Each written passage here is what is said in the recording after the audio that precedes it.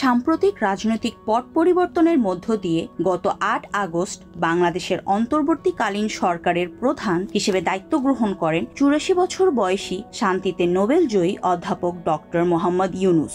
দায়িত্ব গ্রহণের পর থেকেই দেশ জুড়ে প্রধান উপদেষ্টার বয়স নিয়ে নানা আলোচনা হচ্ছে। অনেকের কণ্ঠেই ভেসে বেড়াচ্ছে আফসোসের সুর। তাদের মতে আরো কম বয়সে ডক্টর ইউনূসকে রাষ্ট্রনেতা হিসেবে পেলে খুশি হতেন তারা।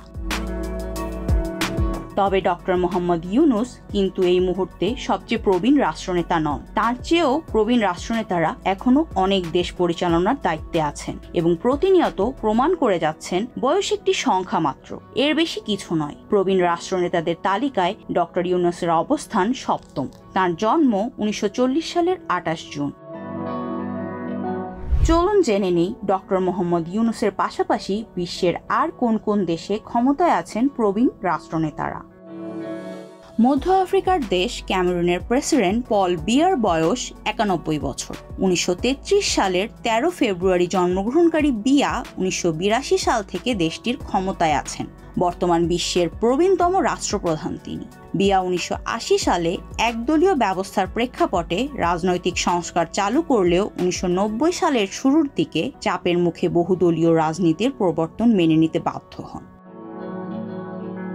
পল বিয়ার পরেই আছেন ফিলিস্তিনি প্রেসিডেন্ট মাহমুদ আব্বাস।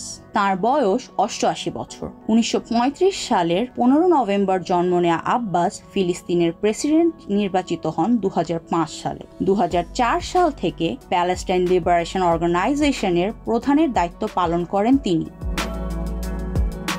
সৌদি বাদশাহ সালমান বিন আব্দুল আজিজের বয়সও 88 বছর।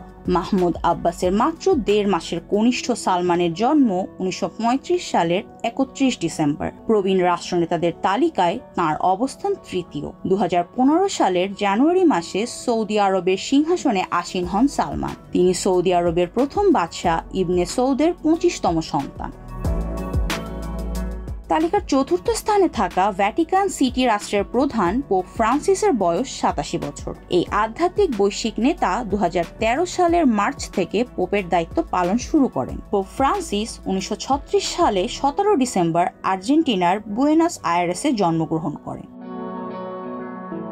তালিকায় পোপ ফ্রান্সিসের পরেই আছেন নরওয়ের রাজা পঞ্চম হ্যারল্ড। তার বয়স 87 বছর। 1937 সালের 21 ফেব্রুয়ারি জন্মগ্রহণ করেন তিনি। 1991 সালের 17 জানুয়ারি নরওয়ের সিংহাসন গ্রহণ করেন রাজা পঞ্চম হ্যারল্ড।